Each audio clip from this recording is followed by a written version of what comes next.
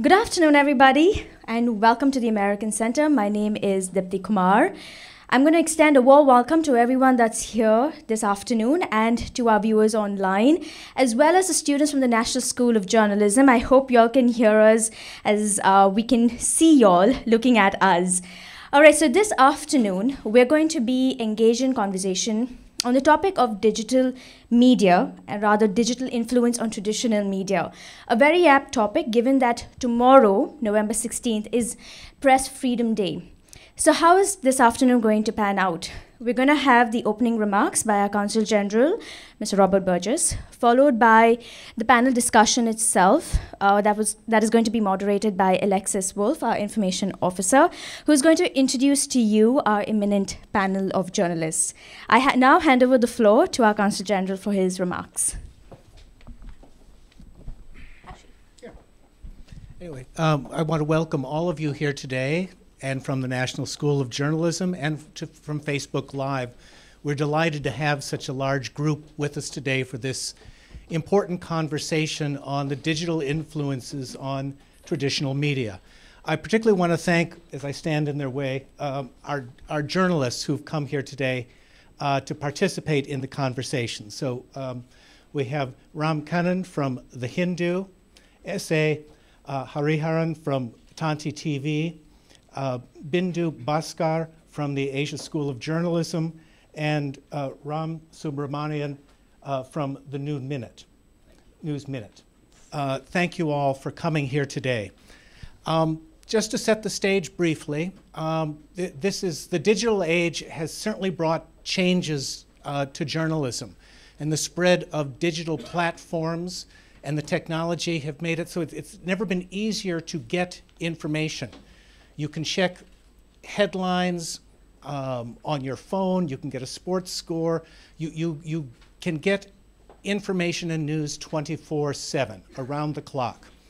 It's also brought a certain democratization to news and news gathering. Not only are you as a consumer able to comment in many fora on the news, but almost anyone can be a contributor or a journalist or a source of information. But this has changed the structures, too. Traditional journalism had a lot of safeguards to it: rigorous fact-checking, multiple sources, editorial oversight, and some would say control, but gave a certain protection and integrity to the information delivered. And today's digital platforms, while being more democratic in a way, have also given the opportunity for those who would put out misinformation or deliberately mislead or sow confusion. So this presents a real challenge for us as consumers of information, and for those in the traditional fields of journalism, the traditional media sources, for presenting information and competing with this in this new digital world. On the eve of National Press Day, I would like to salute all of the journalists who are here with us today on the panel and in the audience, and future journalists at the National School. The work you do is indispensable. I salute your tireless commitment, sometimes at great risk to yourself, for taking on this work, to tell stories, to serve the public. You know, ethical media coverage is really foundational to free, open, and democratic societies. And since 1966, the National Press Day has served to mark and promote free and responsible press. So we'll be addressing a number of questions today in this panel discussion. I don't want to limit the conversation, but to suggest a couple of ideas. You know, how can journalists, how can we help citizens to be critical consumers of news? That is, to distinguish from fact, from misinformation or disinformation. I'd ask, how do journalists sort all of this information when we have so much information available? And I would ask also, how do you as journalists make use of the online platforms and resources, both for information gathering and for delivery of information to the consumers of news. So with that, I'll be happy to turn it over to the panel and to Alexis to lead the discussion. Thank you. Thank you. Good afternoon. Can everybody hear me? Yes. Great. Okay, so my name is Alexis Wolf, and I'm the information officer here at the Consulate, and I'm going to moderate the panel this afternoon. Before we get started, I want to take just a few minutes to introduce our panelists in a little bit more detail, although I'm sure many of them are already well known to you and need no introduction. But I'll give you just a few facts about each of them so you know who they are going in and what their background is. Then I'm going to kick it off with a first question to just get us started. And after that, we're going to turn it over to you in the audience to see what questions you would like our panelists to speak about. We're also going to set aside some time to talk to the students at the National School of Journalism in Bangalore, and we will be looking at our Facebook feed for questions from those tuning in on Facebook Live as well. So start to think about what your questions may be. First of all, I'd like to introduce Bindu Bhaskar from the Asian College of Journalism.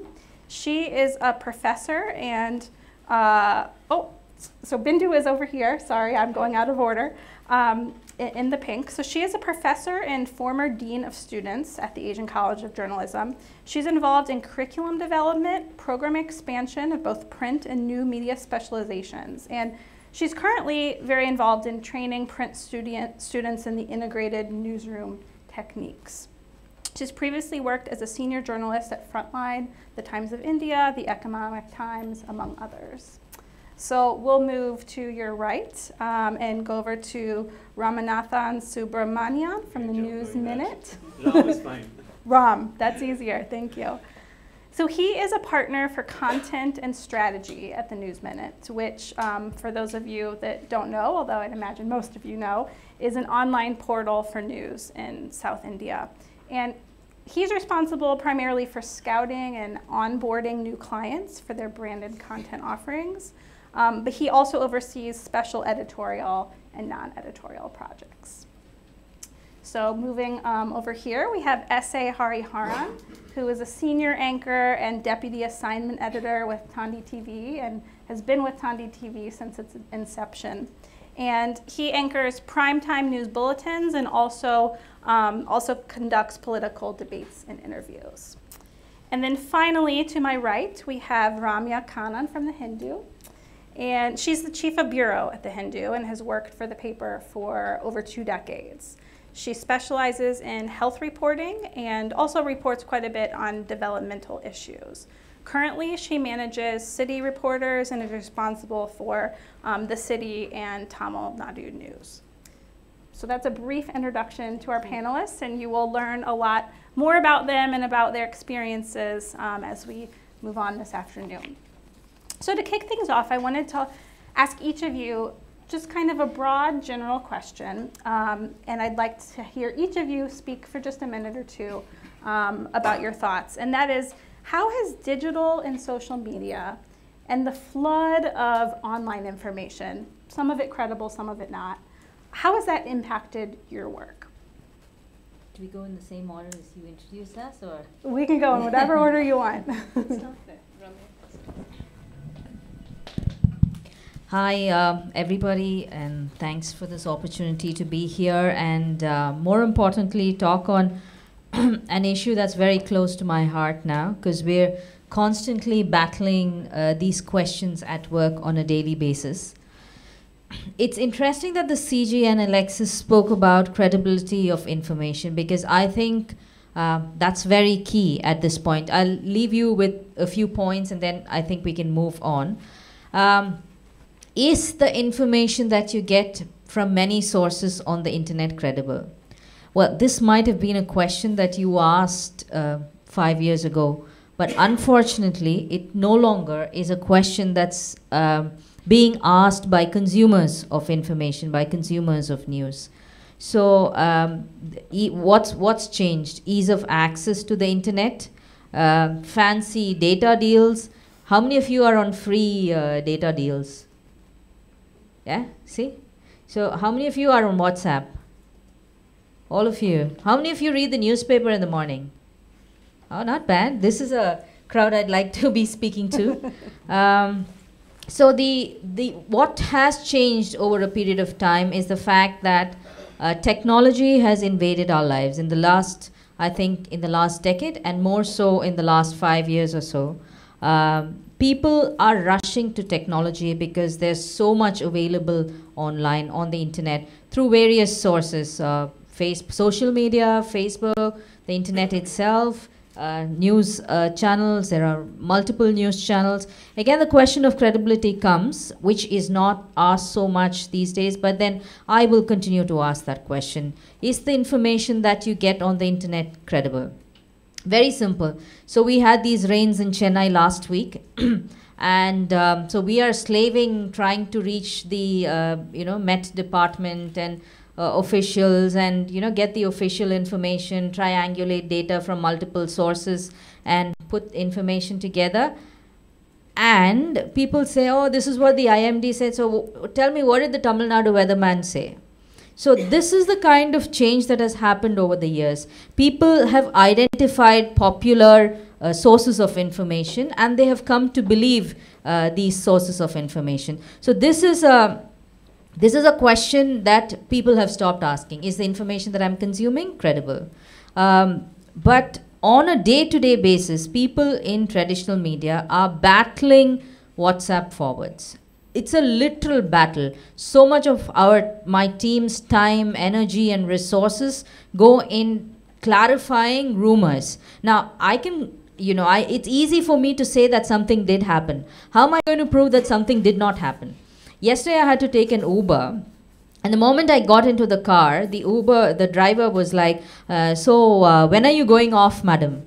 I was like, why? So he said, there's this WhatsApp rumor which says that there's going to be 100 centimeters of rainfall on Thursday, so you need to leave the town before that.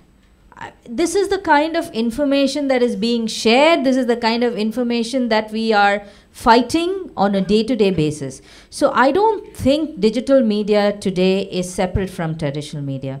These two worlds impinge on each other. The traditional media influences what happens online, and definitely the digital medium influences what happens in newspapers or in traditional media outlets.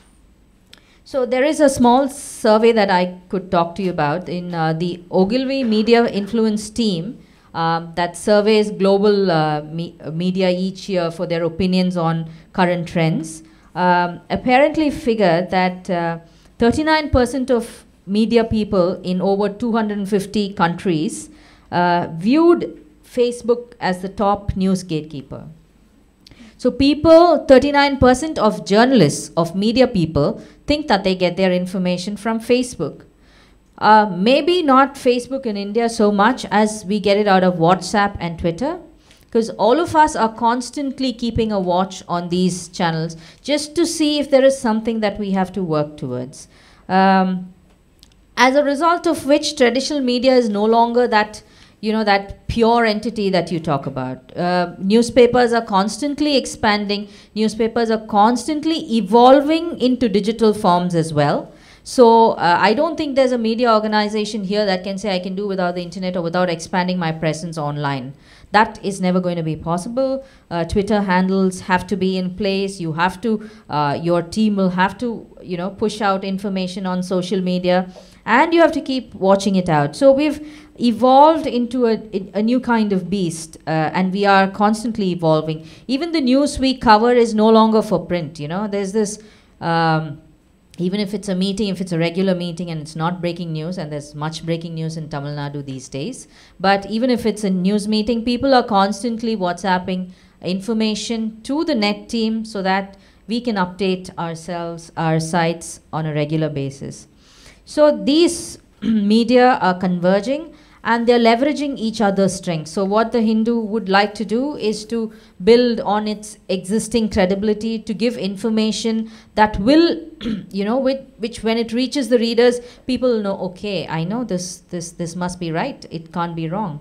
So, and what we are trying to do is to pick up the popularity, the strengths of social media and online media. So use that to draw people into our website, to draw more readers and to attract more readers.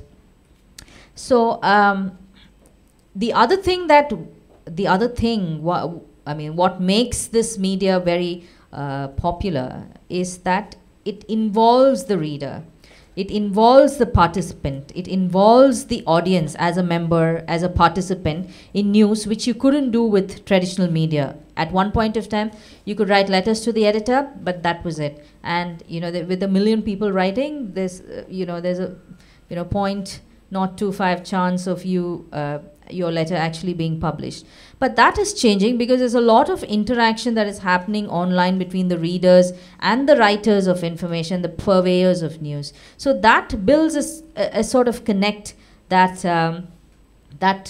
traditional media houses have begun to appreciate now and are looking towards expanding. These are some of my,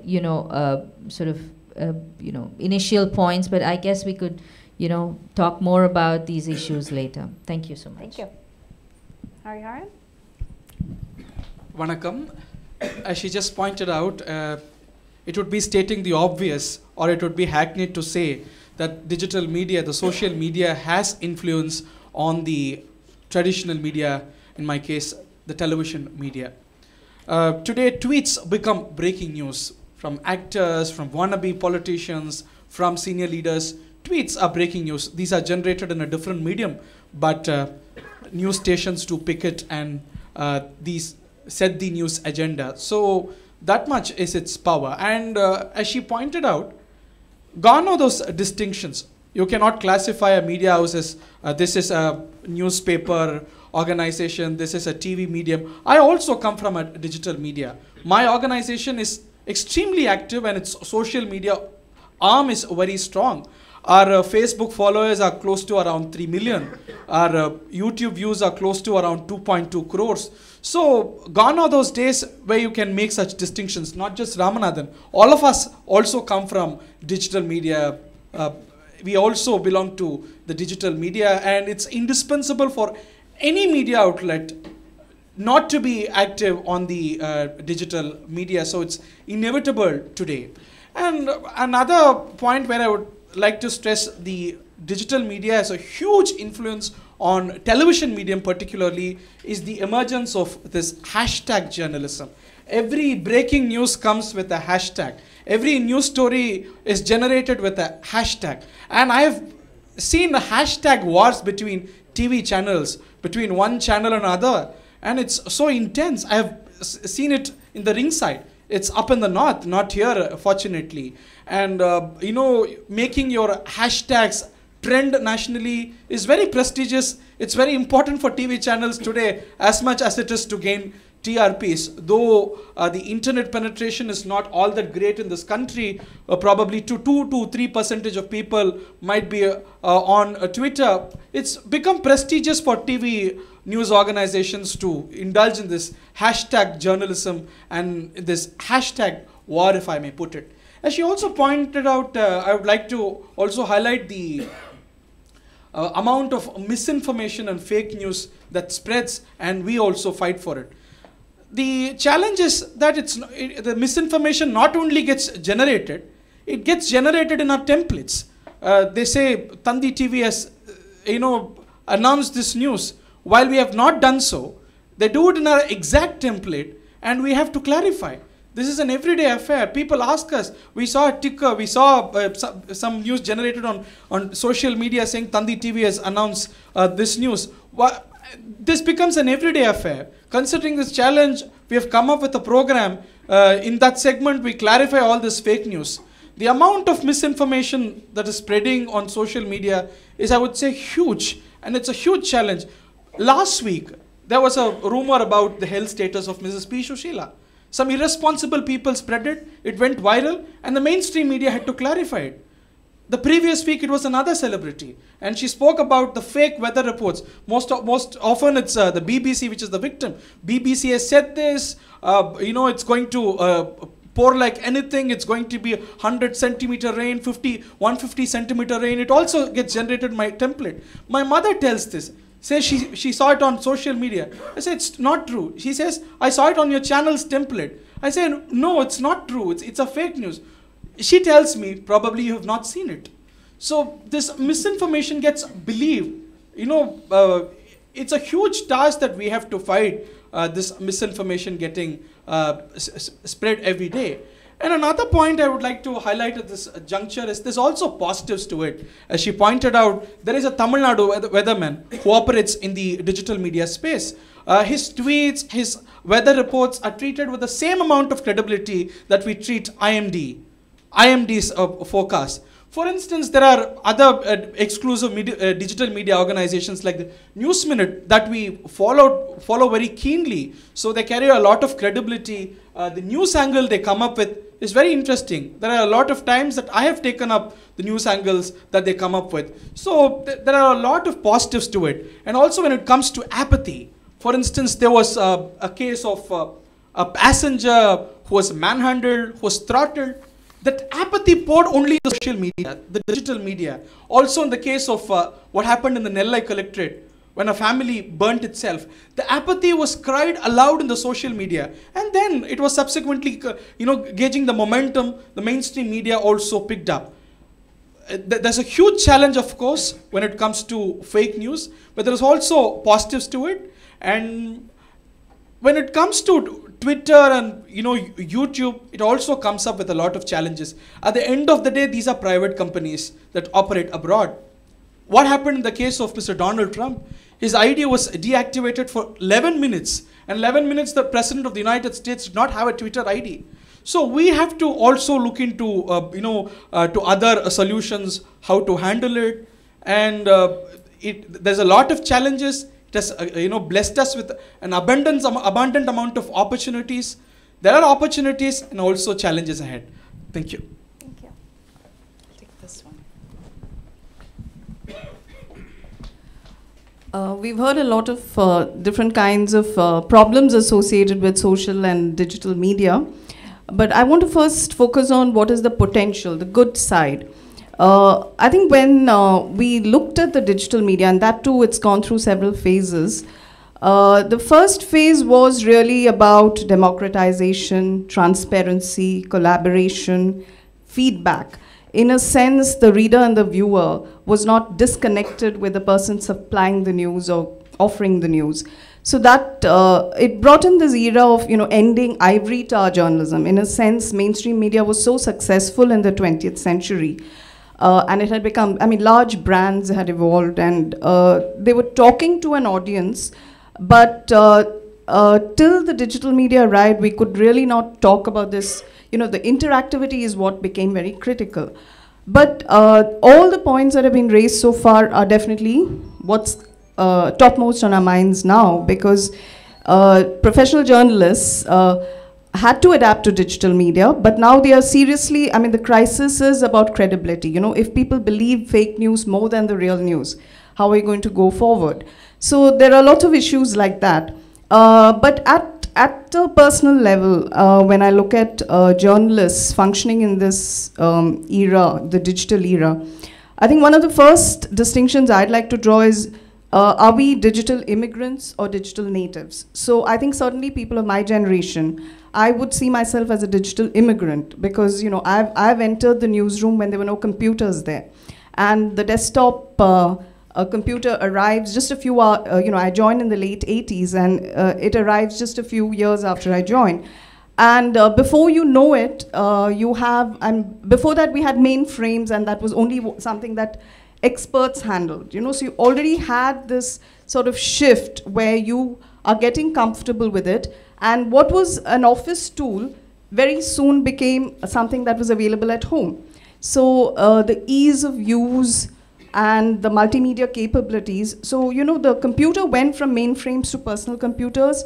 And then we had this phase of, now we are all sort of, using our smartphones and getting everything on our smartphones, right? So even today, we've had to leave our smartphones out, and you leave your gadget out and you feel like something is missing. It's almost like that. You know, even someone like me, who's, you know, grown up in an era when none of these gadgets were part of our lives, you know. So that's one of the things. So, but I think what's also happening is the changes are so rapid. And I agree with them that we can't make these distinctions, you know, anymore. And some of it is fascinating, some of it is troubling. And one of the things is today we are really not any longer just talking about social media, but we are talking about user-generated content, the role of citizen journalists, how amateur, or what they call pro-am, you know, amateurs providing professional content which mainstream media can use. From conflict zones, you have videos and photographs being, there have been zones where the mainstream media could not enter the zones, but you've had information coming out. So, so media organizations have adapted by looking at the credibility factor. And certainly the pressure that our Indian journalists have been talking about, that's sort of a global problem. And a lot of international organizations are, I think, working. I mean, the big change, and I don't know, some of you can tell me if that change is happening in your organizations, but the big change in the West, I think, is that engineers and journalists are collaborating a lot to devise new systems so that you can still retain what we call credibility and newsworthiness, because what the traditional media gave was a legacy of trustworthiness. I mean, and that legacy was built over centuries, in fact. And I don't think, I mean, it's not that fake information did not exist in the past, but the ability to share that is what is creating the problem. And digital media allows us to share without, you know, thinking twice about it. But, you know, when I look at the sort of history of journalism, and when I look at what we call traditional media as well, has shaped, you know, like if you look at print technology, it goes back to the 1500s, and there was dramatic publishing activity after that. But in that era, what we call, you know, the medieval phase in journalism, there was no distinction between fact or opinion. People were describing and embellishing the truth and writing. It was an era where the writers could express their opinion. So in the 90s, when we had blogs and when we had this explosion of digital media, that was the first thing that one could observe. It's almost gone back to that medieval period where there was no real distinction between fact and opinion. But when you see the history of journalism and you come to the 18th and 19th century, that's when professional journalists started looking at facts and verified facts as something which had a certain value. And much of the 20th century was about building on those values.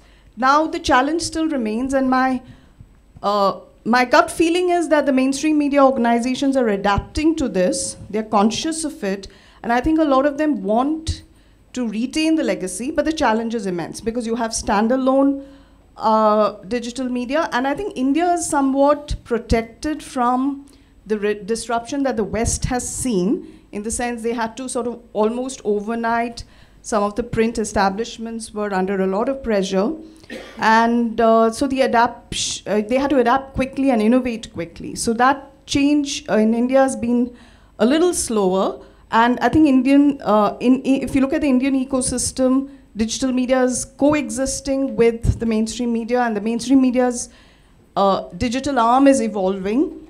But fake news and other issues and these fake forwards, how much of it is user-generated and how much of it is a problem of professional journalism? You know, it's basically an encounter between professional journalism and the users outside. So all users have their own political leanings, and they're sharing information, and it's an organized and orchestrated activity. So the mainstream media the challenge is there, but my sense is that the thought and the action required is also going to take place, and I will elaborate as we go along. So it's difficult being the last person in this panel because I think pretty much everything has been said. So I'll try and move a little ahead from what has been spoken here already. I do agree with the credibility crisis in the media, but to me, what stands out the most as to what the impact of digital, on traditional media has been, the lines between content and journalism have been blurred. We're talking about user-generated content, which is people out there creating content. That's one thing. We're talking about fake news. But what about the lines being blurred between professionally generated content and journalism, right? For example, you take the example of BuzzFeed. I got on a diet a couple of weeks back because I saw something on BuzzFeed, right? That was content, though. It wasn't journalism. It was just something which was playing on my mind. But it was content. It wasn't journalism. It was a fun video which was made. I could have consumed the very same content from a very journalistic perspective, somebody who's looked at all the sites, somebody who's confirmed all the facts which have been put out. So it's not just about fake news. It's not just about people out there saying things. There are also, I suppose, the lines have been blurred between what is just content, which could be just a few words written on paper, which could be right, but serves really no purpose, as opposed to journalism, where you are picking up a news item based on a certain number of news values, you're looking at both sides, you're taking quotes from different people, and you're doing a thorough job of it. That, I think, is a lot more sinister, because I think we have come to confront the idea of fake news, because it's purely saying, hey, this is fake, so we know it is fake or not. But this differentiation between content and journalism is something a lot more sinister, and I think we seriously haven't realized the impact of it so far. The second thing is, I think what digital has done to traditional media is kind of hasten the process of the credibility crisis. She talked about it, and I do think that, yes, traditional media was built upon certain values, trust was built, but it was an ivory tower, and not only were they gatekeeping information in terms of, they were not only checking information and giving it to you, but they're also controlling information. Now, when there is a structure which is controlling information, it's always based on certain superstructures. It could be some idea of society. It could be different things. It depends on, what kind of a society you have. And I think that has been breached by the digital media, because those ideas of what constituted a story is not set in stone anymore. Newsrooms and editors had a particular idea saying this is a story and this is not one. I don't think we have the same freedom anymore, because of the two-way nature of digital. I could be receiving 1 million tweets saying, why are you not doing a story on this?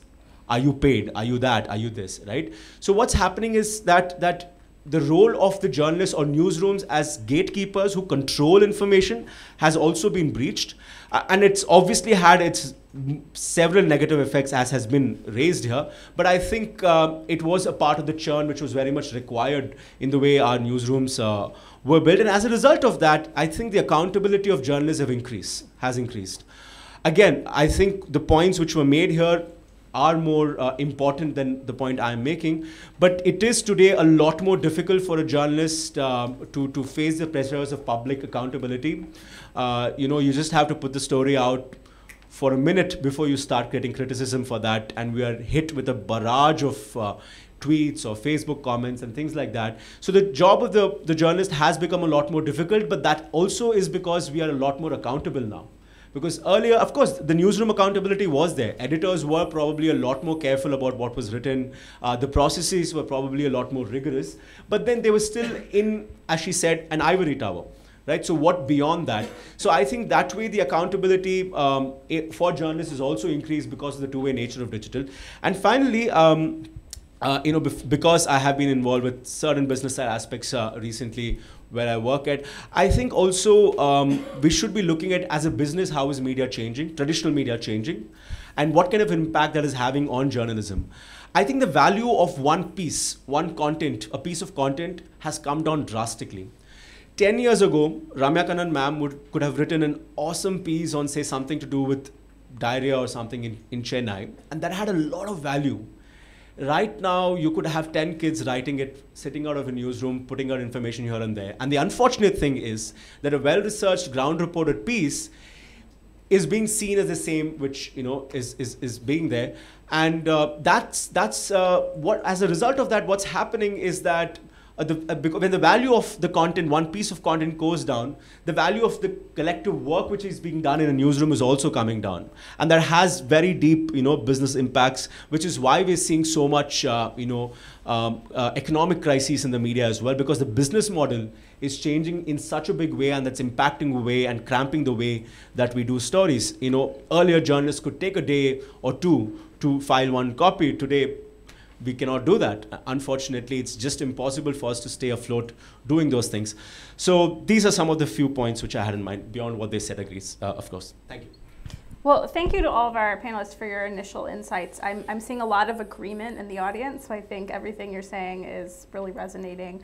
I'm curious, before we open it up to questions, to just get a better sense of who we have in the audience today. I think it might help inform our panelists and their answers to questions as well. So just a quick raise of hand for, if you're a student, could you please raise your hand? Okay, so quite a few students in the audience, and of course we have the students joining us from Bangalore as well. How many of you are working as journalists?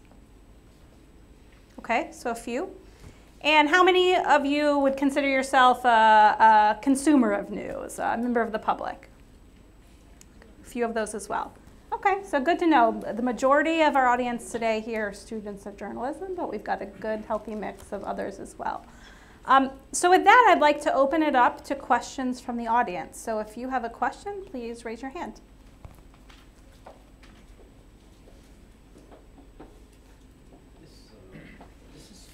For Ramya Kananda of the Hindu. If I have understood you correctly, do you have a committee that monitors Facebook and Twitter every day and that provides that information to reporters? Yeah, I guess we don't really have a committee, but it's now every reporter's job to monitor not just Facebook and Twitter, but also rival news websites.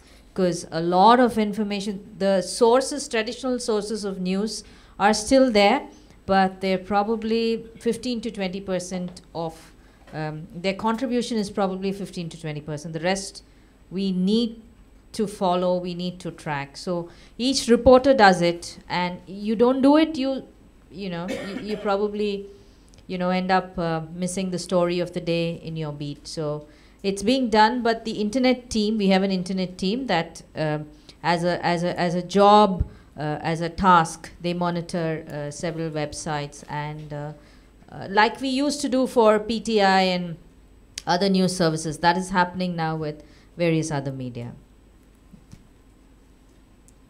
Great, we can take another question here in the front row. So we get like news every minute or every second actually because of all the apps, all the news apps. So is there a problem? Like, rather than getting the news correct, are they focusing on getting the news first, so that are the facts actually being a little hazy even in the traditional media or the digital media? Can I go for it? Yeah, sure. Actually, I have a feeling that we are beginning to understand that better, and there's a kind of a U-turn. I'm a product of television in the sense that I started my career with television. So that was about 8, 9 years ago, and definitely at that time I would have agreed with you, which was that there was a mad rat race to give out breaking news first, right? And yes, there was definitely a problem then, and probably even now. But I think journalists have all of us, either having had bad experiences ourselves or making mistakes ourselves, we definitely are a lot more careful about breaking the wrong news first. I think that's kind of a well-settled idea in our head that we cannot do that. And I would think that that is also because of the digital media. Because yes, it was because of the fast-moving nature of information technology that we wanted to break everything first, but also because the feedback now hits you so hard and so quickly, we're realizing that, hey, you know what? If this is not confirmed, let's not do it. Like, one good example would be when my editor, Dhanya Rajendran, was reporting on, I think, one of the Jayalalitha cases when she was alive. And for about 5 minutes, which is a long period of time in news these days, It was, I think, that she had been acquitted or something, right? She got the bail. She got the bail, exactly, yeah. But I think she hadn't eventually, right? So I think Danya by then had probably realized that it's very easy to make mistakes in these things. So we were sitting in the newsroom waiting to break, looking at all of the other channels who were saying that she's got bail. But we didn't. And then it turned out that she hadn't. So I think it's a problem from which we are recovering from, and we're kind of rebounding and thinking that, hey, we cannot break wrong news first anymore. I would like to add to that particular incident. It was very natural for a lot of media houses, including a lot of credible news agencies, not just TV channels, to come to that conclusion, because the public prosecutor then did not oppose Jayalalitha's bail, which they naturally do. And also, Jayalalitha's one of the lawyers came up with a jubilant mood saying, thumbs up, it's all done, so she's getting bail. So that made a lot of news channels and organizations to break the news. It eventually turned out false. I just want to add to what Ram said. The thing is, what is really positive is that we are aware of this tussle always. So, do you break first, or do you break with facts? So, the awareness in newsrooms that if you go for speed, you might miss out on facts. I think that awareness is contributing to better coverage. So what we try to do is to, traditional media like us, we prefer to go with facts. So even if we are delayed that fraction of second, I think we still stick by how much of information we are able to. But my point is that this awareness itself in newsrooms is what is really, really, it's really positive. That one of the things, like in our college, we've noticed is we've had the new media program since we started, which was in 1999 in Chennai. And but when our students graduated, they were the only jobs available were primarily print or television. So it's only in the last 3-4 years you see a real shift there, and people are being hired for digital newsrooms. Now, so a digital-first strategy has arrived in every newsroom in the sense, and I think in different ways they have adapted. Like, a writer who writes 800 words, what would they put out on digital? What would they keep for print? The space not being a constraint on digital. So to look at those positives. But that apart, it's also how, because Ram had mentioned that it's a business. So a lot of advertising agencies also evolved a digital first strategy. So that also put pressure on the media to adapt to that change, because if 40% of the ad budget is moving in that direction, you also have to have platforms for it. So there were these kinds of shifts. But on the credibility question, because students who join the digital newsrooms, there is also a frustration that everything is about going viral, not the pressure to be there, and these are very long hours of work, sometimes 14 hours, all to make sure that you're being read, or the pressure that you don't want. The competition between sites is also intense. So that's where the problem arises. I mean, will every organization stick to some of these values? Will some be driven by the market? And what is the changing condition inside the newsroom? So we do have these issues arising. But on the counter, we also have, I had mentioned this about engineers and journalists collaborating. Automated systems are evolving. They're now experimenting to see if an entire story can be written through computers or through software. Now, there are automated systems that international agencies like Reuters and others are using. Now, they use government data feeds, they use corporate data feeds, check it and send out a certain kind of story, okay? And the number of stories is quite high. They send 8,000 stories a day. Now, what can a computer do? The computer can pull out certain facts, but the computer cannot give the context. The computer cannot give the analysis. So this consciousness is there. So a certain kind of information is coming out, but because the consciousness is there, they're also experimenting with how to make it credible. So for instance, Reuters has something called a news tracer, which actually tracks Twitter, because like Ramya was pointing out, if 15 to 20%, in their case, they did some research and they found that 10 to 20% of the information is breaking, news is breaking on Twitter. So if there's that shift, they have to track tweets. But how do you manually track tweets? You have 500 million tweets. So they're using computers to track those tweets, but they're ensuring that what a typical journalist would do to monitor and make sure that it's credible, they're building that into the software. You know, they have certain patterns that they are following. And last year when you had this bombing in Syria in a hospital, and earlier the terror bombings in Europe, Brussels and Nice, all these actually the Reuters system tracked sooner than most of the other media. So there is something that these automated systems are going to provide, but if you measure it and do it properly, you will not lose out on these values like credibility and newsworthiness. We can take another question from the audience. So, like you said before, usually the WhatsApp forwards that go to most of our relatives or parents, they look at it and they're like, no, you haven't seen this, that's why you don't know it. How are you trying to bring the consciousness among them that please understand there's a difference between what's true and what's not? Just because it's in a template doesn't mean it's necessarily true. So how even though we know, it's like knowing junk food is bad, but we're still going to have it anyway. How do you bring that sense of understand the difference, understand the importance of it? How are you? As it was pointed out by the others as well, this is a problem not just in India we are confronting, it's a global issue. This was an issue also in the US elections and other areas as well. So it's a social issue than it's an issue concerning journalism. It's a social issue. Medium is not at fault.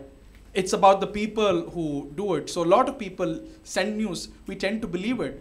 When such news comes, especially the alarming ones, talking about a possible 200 centimeter rain or something, please ask them, where did you get, what is your source, where did you get from?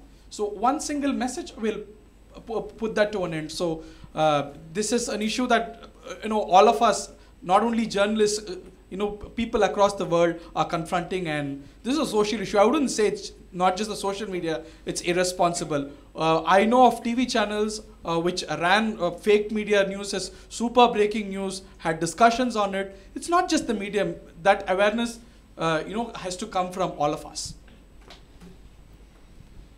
Also, I think it's driven a lot by bias. I think bias is a very important aspect of how fake news spreads. Yes, one can be panic, which is like 200 centimeter rainfall. Crocodiles have come out of the crocodile park during rain, things like that. That's panic, and that's maybe a little bit of voyeurism. But the other part, I think, is a lot more to do with political bias. A lot of people pass on because that piece of information, that piece of content confirms their biases, so they just want Modi to be a really great prime minister, right? So they just keep forwarding. So. It's also not easy to fight that kind of thing. Yeah. On constant, we have constant arguments, at least at home, where my mom is saying it's on WhatsApp, I'm saying, no, it's not right. No, it's on WhatsApp. No, it's not right. So this is going to be a battle we're going to be fighting for a really long while. I don't think it's easy. There's also, and not just political bias, I agree with Ram, it's all kinds of bias, and there's also this need to believe that, the end of the world is there, that I think drives, and that is what these WhatsApp forwards thrive on to. That's the very, the very aspect of human nature that they try to tap into. It's tough to there's no simple answer to your question, but I think we'll just have to.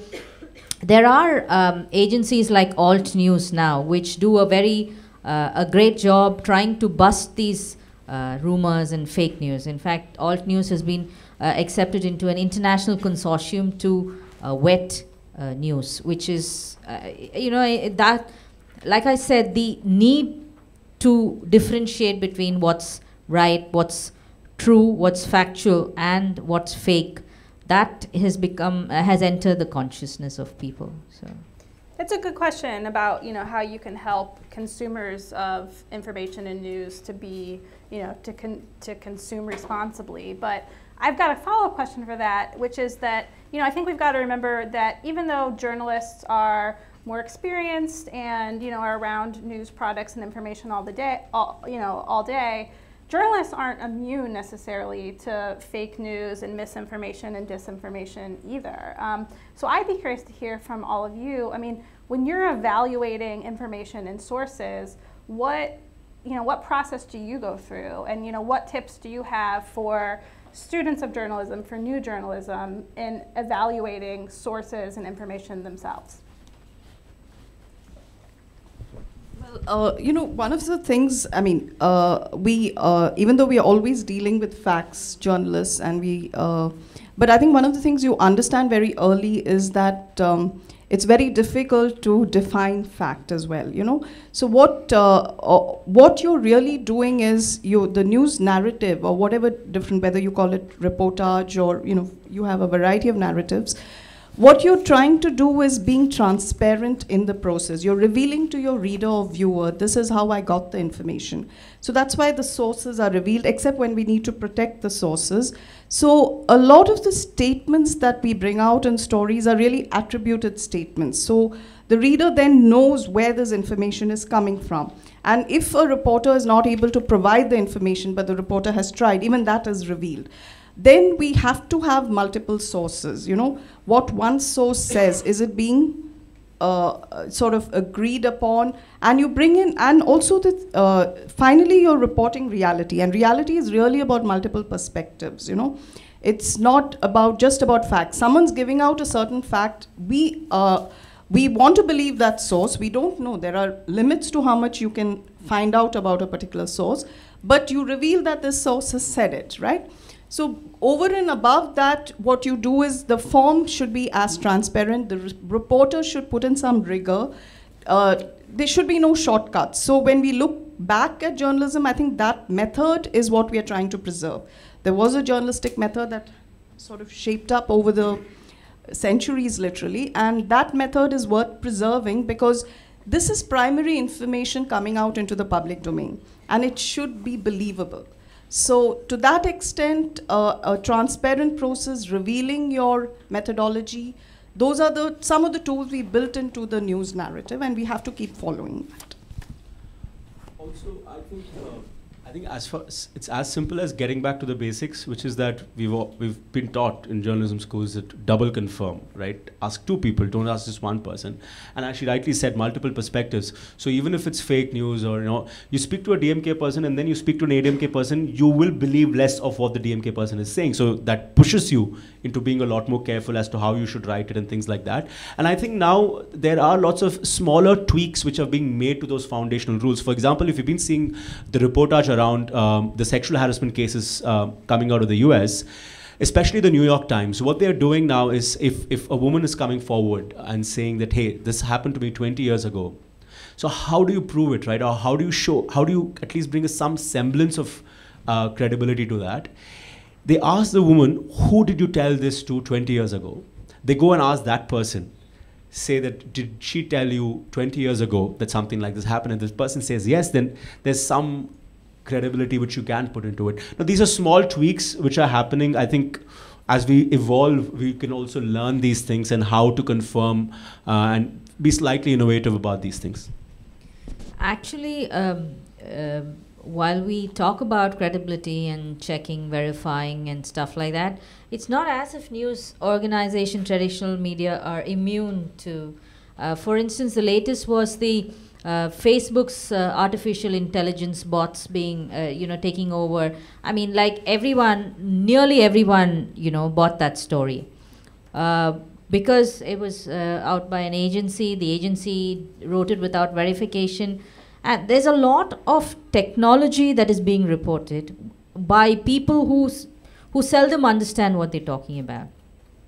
So, like we've said, there's no bypassing traditional reportage.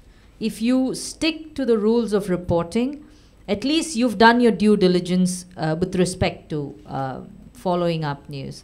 And also a little bit of that, you know, allow a little cynic into your head and every time ask, so what?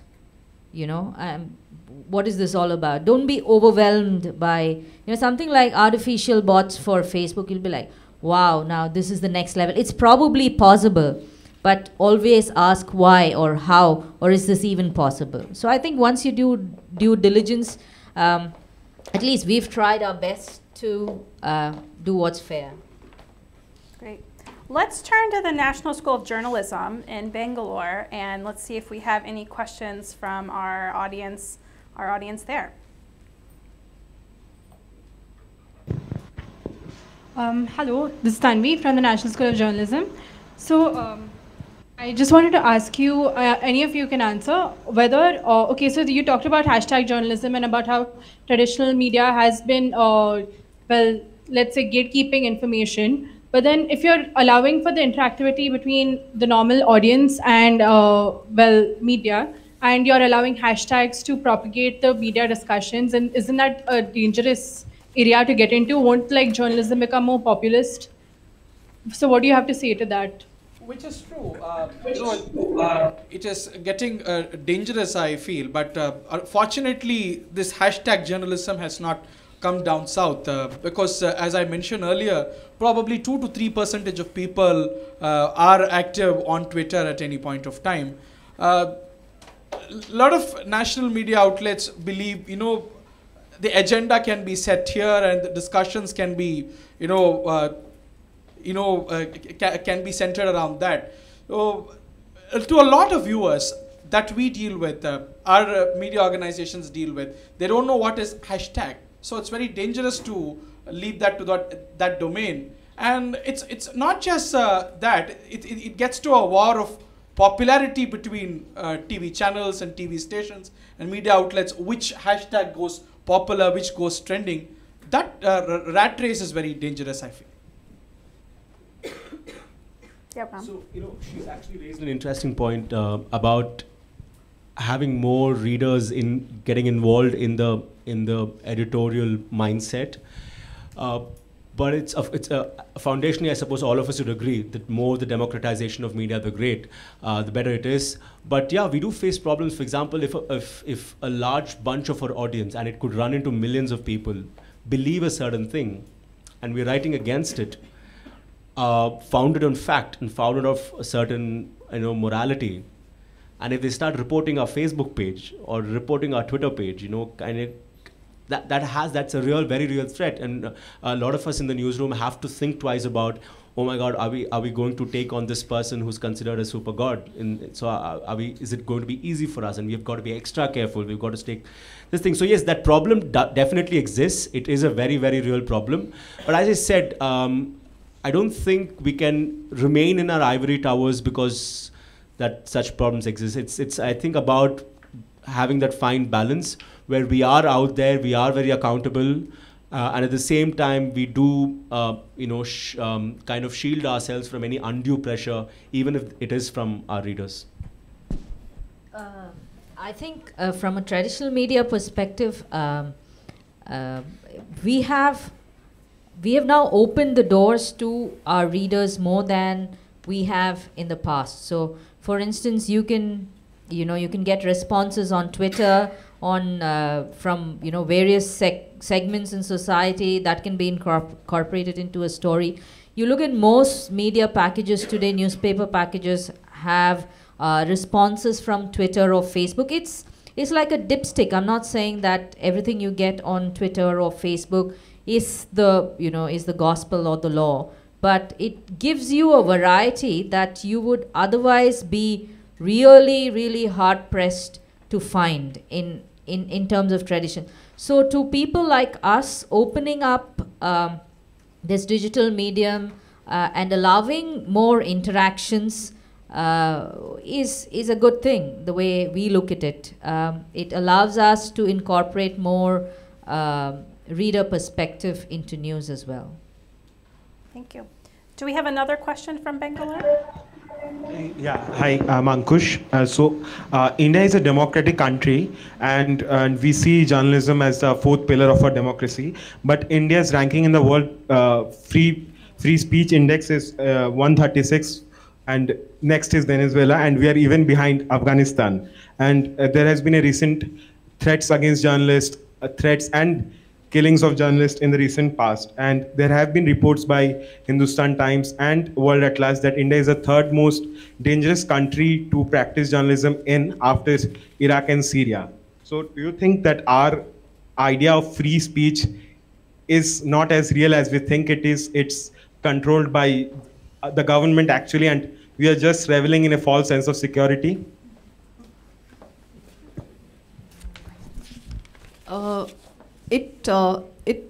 What you say, you're raising an important point, and I think it's rather interesting. I mean, the contradiction of living in a digital era where, in a sense, you're sharing everything, but at the same time, restrictions exist. It's also a reality you have to live with. But I think the importance is this is the political dimension of the digital media, in a sense, where you can put pressure. I think even governments will try, and you'll have different types of governments, different types of individuals leading governments, or the nature of democracy is such that there will always be challenges to, I mean, in many parts of the world today we are seeing oligarchies more than democracy. So these are very real issues. But at the same time, when you look at a platform, like when technology allows individuals and citizens to actually air their views, I think it's very difficult to keep anything under wraps, and so that dimension does come out. But definitely, I don't think one can ignore the fact that we have a very poor ranking. We have a very shocking record of journalists being killed, particularly from the regional media, and also RTI activists. Right to information is supposed to, again, contribute to this culture of free flow of information, but our RTI activists are getting killed. So that shows how uneven the process is. And also we often forget that all that we are talking about is, when you look at a country as vast as India, as diverse as India, and as sort of unequal as India, so then you're really looking at media as fundamentally an urban phenomenon. And digital can actually play a big role in ensuring that populations in remote areas have access to information. In a sense, it will spread faster. And CG Net Swara is an excellent example of using internet radio and bringing tribal communities together. That's happening in Chhattisgarh. So the pressure will always be there, and one cannot ignore it, and it is a reality, and restrictions do exist. I think sometimes it's self-censorship, and when we talk about restrictions, we're not just talking about governments, we're talking about mobs, mob justice, and so all these will put different kinds of pressures on the media. But that's where digital becomes interesting, because sometimes that one courageous person is all you need, and that person is willing to broadcast and risk his or her life, the information will come out, so that's the potential.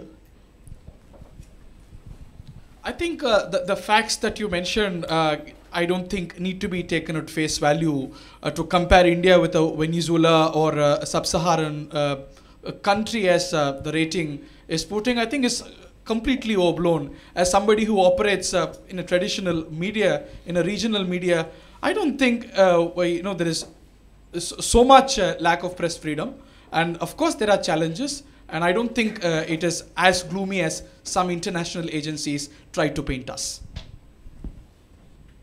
The practice of journalism happens on a daily basis, and you know all these facts, and yet you want to be a journalist.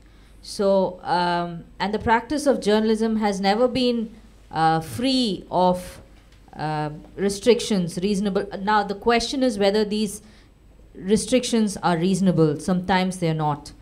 But I don't think there has been any point of time when the media was not being watched, or was not being censored, or was not allowed to do its job. There have been periods in history where this has been sometimes has been more obvious than other times, but oversight on the media is not something that's happening today. And yet we continue to do what we do, not because of the rewards it gives us. There's hardly any reward. I mean, you get very little sleep, even less money, and sometimes, you know, you're in very uncomfortable situations that you do not want to be in, but for the work you do. So I think let's not get really gloomy about this. Of course, one needs to introspect about censorship, definitely, and definitely censorship by the state, and be aware of the threats that digital media has opened up today. But I still think that, that journalism will continue because it fulfills a very basic need in society. Just one other small point to make. The censorship by the state, of course, is the bigger problem. But I think I'm increasingly convinced that the power the state derives to control the media actually comes from our living rooms. I remember when Gauri Lankesh died, forget censoring by the state, there were people in our own families who were being really cynical about it. She shouldn't have written like that, no wonder she died. So I think we are blaming the state a little too much, in the sense that, yes, there are obviously the very systemic problems in the state wanting to control the media. But I think as far as the credibility of journalists or the safety of journalists goes, I think we should look at the kind of narratives which are being built in our living rooms, in discussions like these. There you will see that the idea of free press is muzzled a lot more by simple thought. So it's not just about the government, it's about what people like you and me think, really. And that's why when a journalist is killed, there isn't as much outrage always as there should be. So it's not just about the government, it's a lot about the kind of people that we are as a country. I have a question from Facebook that is along those lines. So this is from Santanu Singh Gupta, who asks, how can journalists maintain their sanity in reporting on politics when media houses are controlled by political parties? I think that's not a right statement to make. There were times, especially in the state, where we used to lament television stations, news organizations were only controlled by political parties. In the last 5-6 years, if we talk about the state, look at the number of channels, number of independent news media organizations that have sprung up. That shows it all. These are not run by political parties. There is a lot of pressure on political parties, on political governments, from the discussions we take up, the news stories we do. It is the same country where, news organizations, the paper that she belongs to and other news organizations have unearthed scams which have shaken the governments. As a result of which, governments have been dethroned. It continues to happen. Scams continue to come out. When a journalist is attacked or when a journalist faces arrest, outrage polls, and this gets reported in the mainstream media as well. So I don't think it's all that gloomy, and it's very fashionable to say media outlets are coerced by political parties. They control them. They stick on to the agenda. As long as you can be factual. As long as you don't name people, you just don't come up with wild allegations. I believe there is very much a lot of scope, to pursue fearless journalism in this country in the traditional media. Thank you. So I'd like to take a question. A while back, somebody in the back of the room had a hand up and has been waiting very, very patiently. So if you still have a question, yep.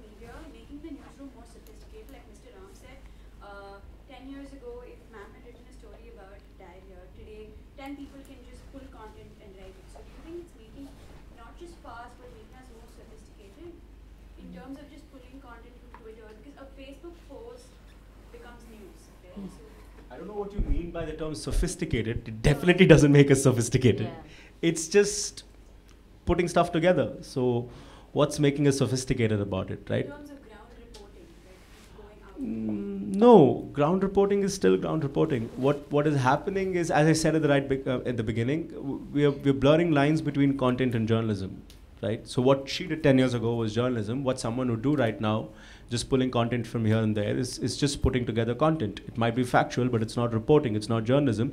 So it doesn't make it sophisticated. It's the exact opposite. It makes us very unsophisticated. There's a veneer of respectability to that, but it's not really something which I would call sophisticated. Yeah.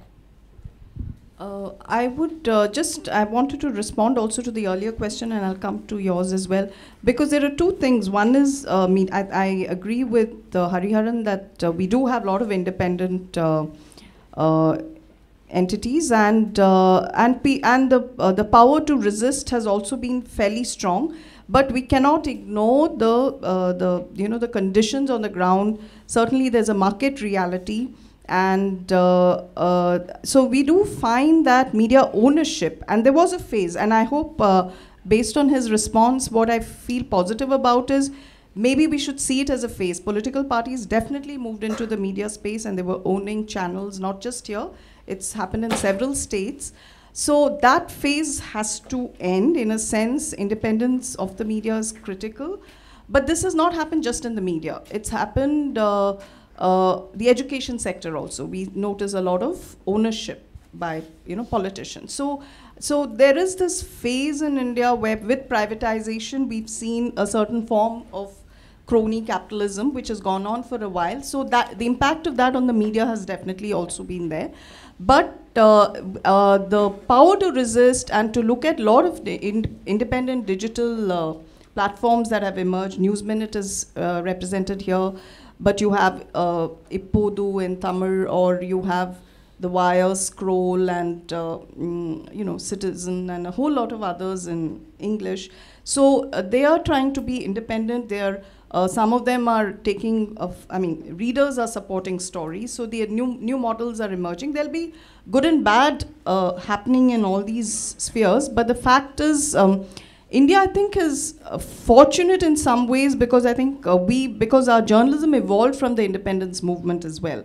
So the power to resist. A lot of our freedom fighters were essentially journalists also, and they were writing, documenting. So, and the post-independence period was about nation building, and very strong brands have emerged.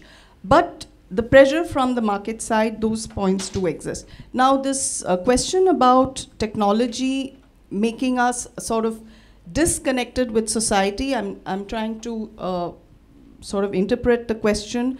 I like to see some positives. See, what Ramya Kannan would have done as an individual reporter, talking to sources and following a certain method. With the arrival of social media, we have now the possibility of directly interacting with our sources, even on social media. There's something called crowdsourcing, which is used in reporting. And experts, finding different kinds of experts. I think to that extent, a journalist who is sort of aware of the method and is savvy can tap into the potential of this media.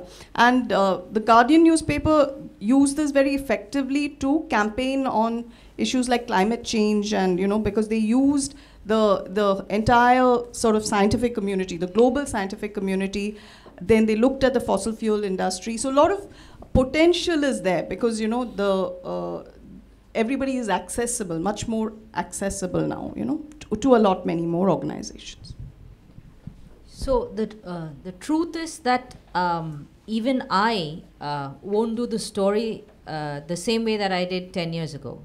I will do things differently. I will crowdsource. I will find contacts on the internet. I'll find experts, international experts online, which might have been difficult, say, 10, 15 years ago. But I don't quite, do you think that that this kind of reporting is sophisticated? I just want to know, what do you think? We are talking as news people. No, we are talking as news people. So for that, for us, that is not sophistication. That's bypassing, regular reportage, and none of us would, even if we do it, we would never, admit we did it. So, but do you think it's sophisticated? You don't? Okay, great. Let's see, do we have a question from somebody who hasn't posed one yet? Okay, sir. As an ignoramus born in the 1940s, I would like you to define digital media. Does it just mean Facebook, Twitter? The newspapers bring out online editions. Are they considered digital? And then I have one more question. The traditional media, you have news and you have processes, investigative journalism and so on.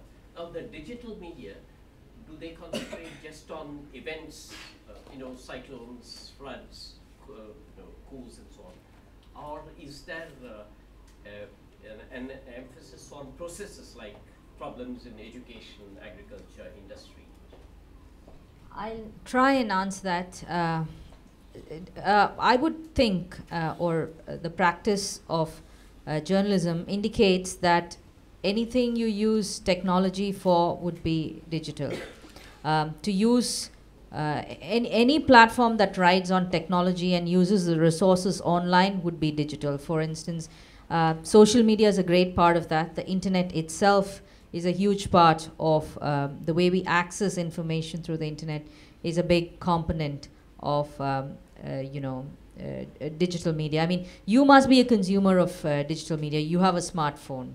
So I don't think there is anything that is non-digital at least in urban cities, in metros and cities. And your second question was about, sorry. Processes. Right. So like we discussed, and there were questions too, the hardcore digital media as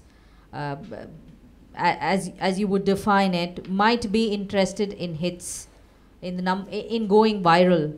So the target might be events like this, like I don't know, Jayalalitha's hospitalization or her death, or it might be the floods or impending floods. Far more than traditional media would pay attention to this. So we're not, while numbers are important to us, while hits are important to us, we're not in the business of just making stories viral. So we present the good stories. That's the sort of leverage traditional media still holds. I will present good stories in the traditional sense of the term, and allow my readers, and hope also some days, and pray that my readers will also be excited by these stories. So broadly, I'm not sure if I answered your question, but this is what we do. To explain very simplistically, what would you define as digital?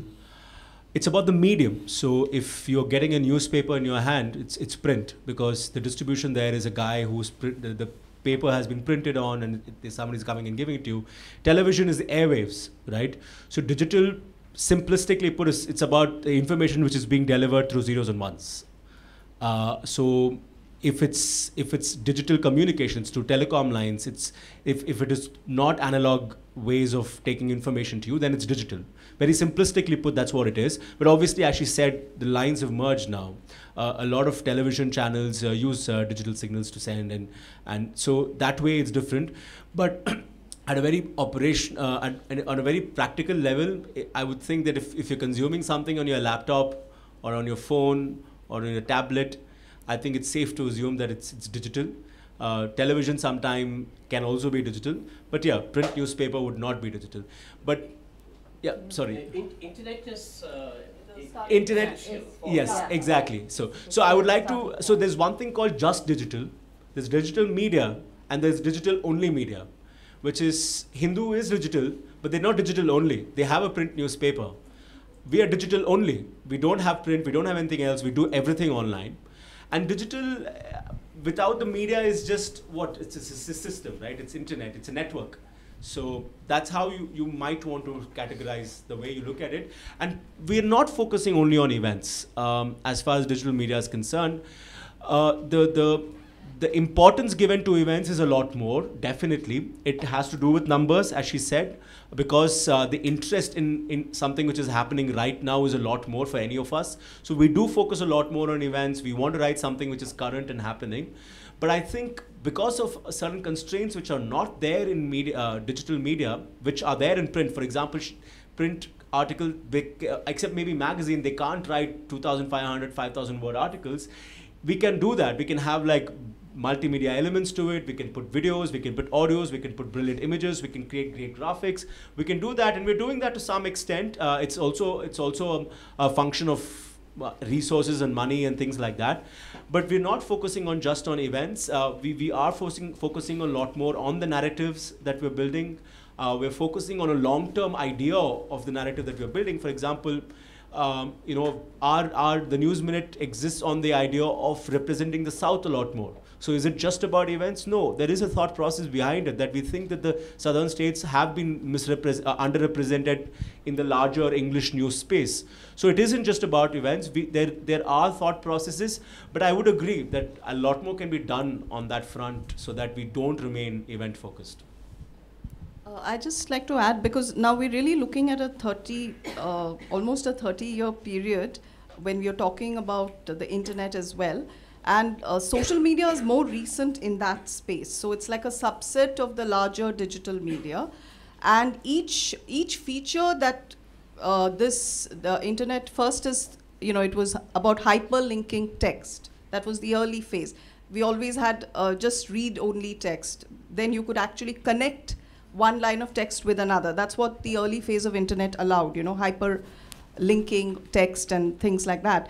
But from there, when we moved to, a lot of audiovisual came in, new formats emerged, multimedia storytelling, interactive graphics. So a lot of the things that we see in print, its counterpart exists online, and it is expanding phenomenally. You have a lot of data visualization tools, data journalism is taking off, and you have, maps, because map tools. So you can sort of locate and create a lot of their very user-friendly tools available, and you can sort of, infographics can become interactive. So for instance, but what is interesting is the speed of change is also so fast. So once a certain narrative comes out, that narrative is not getting established for a long time. Different media organizations are sort of specializing in different things. So now social media is going through its own phase where they're adding a lot of features. So our event is Facebook Live. So even media organizations are using Facebook Live to have discussions and other things put out there. So that's the change we are seeing. But the traditional media is using this digital space as a secondary space right now. Digital only will be, for them, that's the dominant space. So they can experiment more. But the traditional media is, in a sense, it cannot ignore it. They have the advantage of experience and resources. There's more, digital media will have to be more innovative and try out new things. So everything is coexisting right now. There's no sort of collapse in India, at least, of the established media right now. Thank you. Well, we are coming up against just about the end of our time. So I'd like to conclude, first of all, by thanking our panelists for all the insight that they've shared, and asking you to share just a tiny bit more. I want to ask each of you if you could hone in on just one tip or one piece of information that you think it's important for members of our audience to walk away with today. What would that be?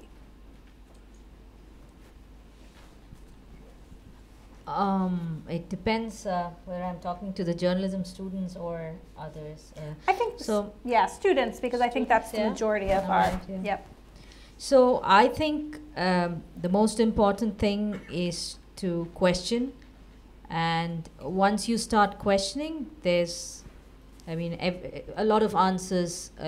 Once you start questioning, you're in search for answers, and the answers will come to you at some point. Without question, there's no credibility, and there's not even great journalism. Thank you.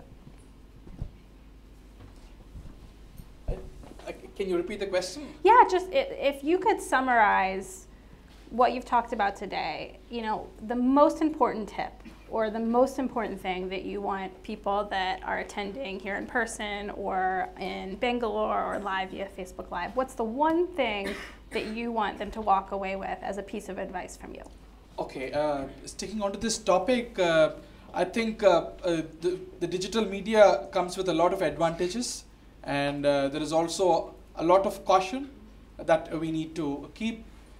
Journalism is all about credibility and accountability.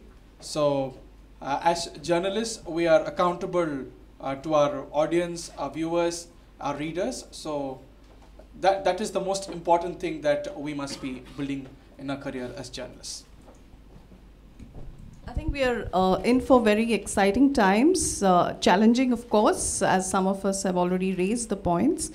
But I think we're going to witness a lot of dramatic changes, and I think it's going to be almost like a game. I mean, I don't know whether we will be active agents, because I think the technology companies are changing the rules of the game very fast, and some people say that tomorrow's media brands will really be the technology companies. You already have Amazon owner, you know, he's the owner of Washington Post, and a lot of the technology titans are involved in media brands indirectly. But it's also interesting that just as we're talking about, I don't want to sound like I'm very just pro technology. I always believe it has to be integrated into a people-centric model.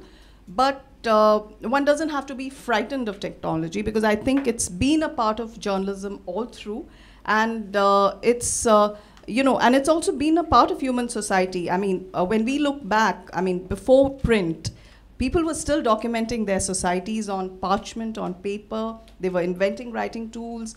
So it's part of that process, and I think at every stage there would have been some kind of a churning. And without that primitive technology, we wouldn't have moved to the printing technology. And when we look at the 20th century, radio, television, satellite television, 24/7 news, I mean, all this has happened, and it definitely raises a lot of questions. I think the next big thing is going to be, I would like youngsters in India to follow. I mean, what happens to a lot of journalism students are they primarily see themselves as humanities people. And yes, we are people-oriented, but I think we have to be aware of the changes that are taking place in terms of the whole artificial intelligence sector, what is happening. It's happening very fast. There are dramatic changes, and I think we should be prepared for it so that we at least have a perspective on it, you know, what would be because I think many of you will be growing up in that environment, you know, moving into that environment. I think I agree with what Ramya ma'am said. It's about being critical, whether as a reader or as a journalist. If you question more, and that I know that for sure, because we make those mistakes every day. We make those mistakes every day. So I think it's about critical and questioning everything. Thank you. Well, thank you once again. If everyone could just join me in a round of applause for our panelists for being here today.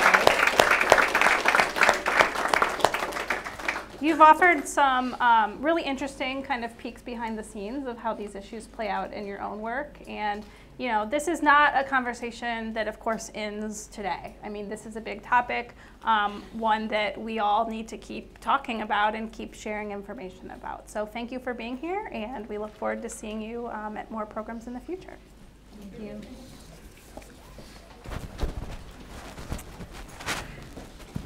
If you guys all have a few minutes, our